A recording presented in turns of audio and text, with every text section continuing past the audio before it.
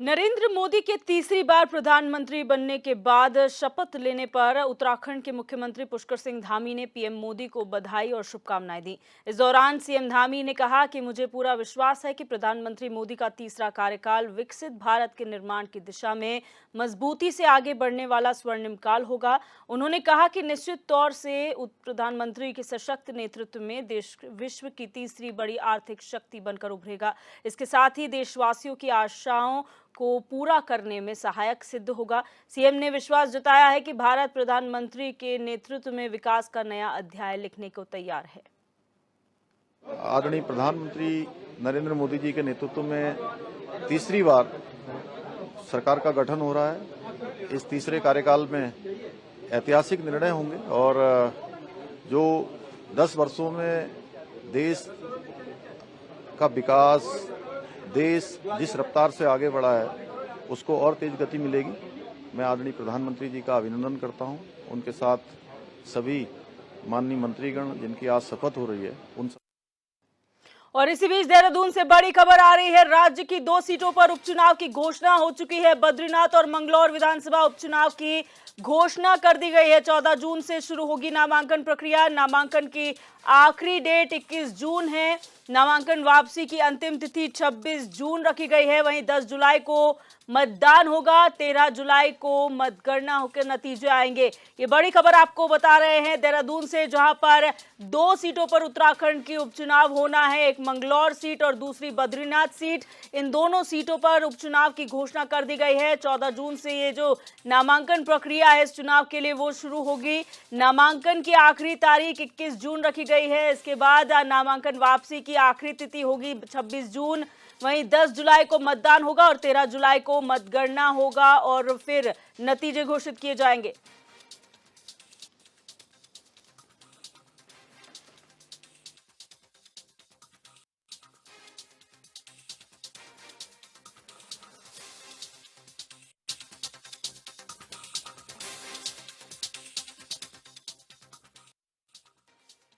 और हमारे संवाददाता अरुण सैनी हमारे साथ फोन लाइन पर जुड़ चुके हैं। अरुण, जिस तरह से 2 सीटों पर उपचुनाव होना है, घोषणा कर दी गई है, क्या कुछ प्रक्रिया रहने वाली है? तारीखों का क्या ऐलान हुआ है? जी दिव्या, बिल्कुल उत्तराखंड की 2 विधानसभाओं यानी मंगलौर और बद्रीनाथ विधानसभा पर उपचुनाव होना है और उसकी जो है तारीखों का ऐलान कर दिया गया है। 14 तारीख से जो है नामांकन की प्रक्रिया शुरू होगी। 21 जून लास्ट डेट है नामांकन की और उसके बाद जो है 24 जून तक स्क्रूटनी होगी और उसके बाद 26 जून जो है नामांकन वापसी की अंतिम तिथि है।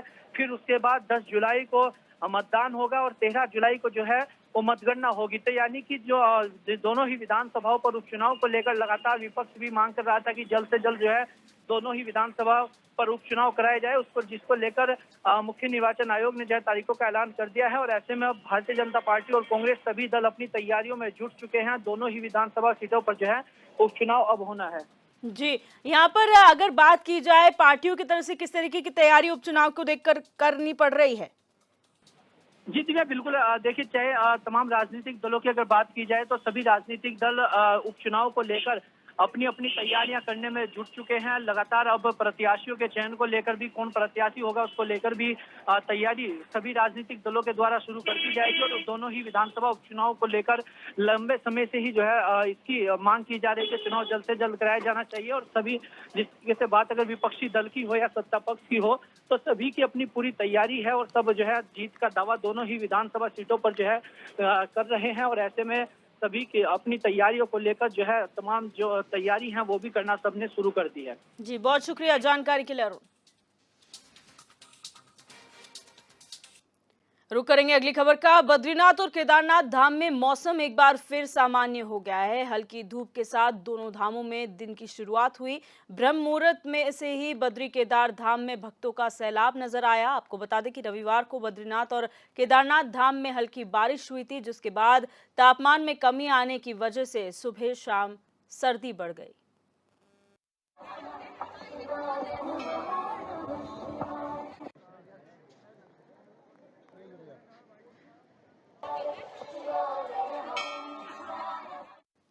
वहीं जोशीमठ में शंकराचार्य स्वामी वासुदेवानंद सरस्वती महाराज ने श्री राम कथा महायज्ञ के दौरान पत्रकारों से बातचीत की। ज्योतिष पीठ पर दशकों से चले आ रहे विवाद को लेकर पूछे गए सवाल पर वासुदेवानंद सरस्वती महाराज ने बताया कि वर्तमान में ज्योतिष पीठ को लेकर अब कोई विवाद नहीं है। जो भी विवाद था वो स्वामी स्वरूपानंद महाराज के ब्रह्मलीन होने के बाद खत्म हो गया। वहीं पीएम मोदी के तीसरी बार देश के प्रधानमंत्री बनने पर उन्होंने कहा कि वो कभी किसी का विरोध नहीं करते हैं और ना ही बधाई देने जाते। जो भी देश का संचालन करने के लिए प्रधानमंत्री बने, सबको उनका आशीर्वाद है।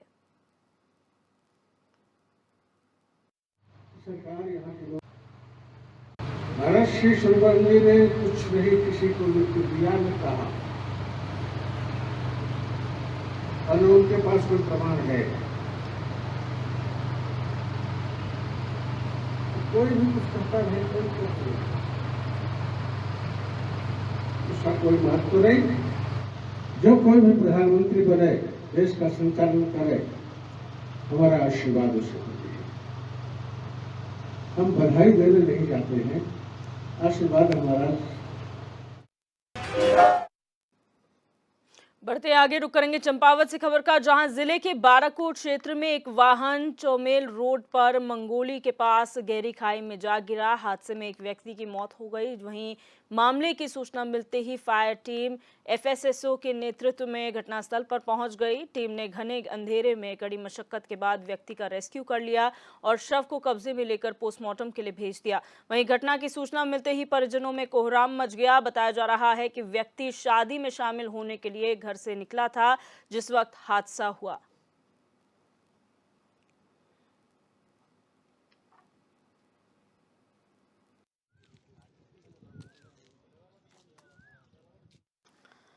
अयोध्या से दर्शन कर बिहार जा रही यात्रियों से भरी बस की डंपर से टक्कर हो गई। टक्कर में बस में सवार 10 यात्री घायल हुए, जबकि चालक समेत 3 की मौत हो गई। घायलों को जिला अस्पताल गाजीपुर जबकि कुछ को मऊ भेजा गया है। हादसा सुबह 5 बजे पूर्वांचल एक्सप्रेसवे पर 12 चवर के पास चैनल नंबर 319 के पास हुआ।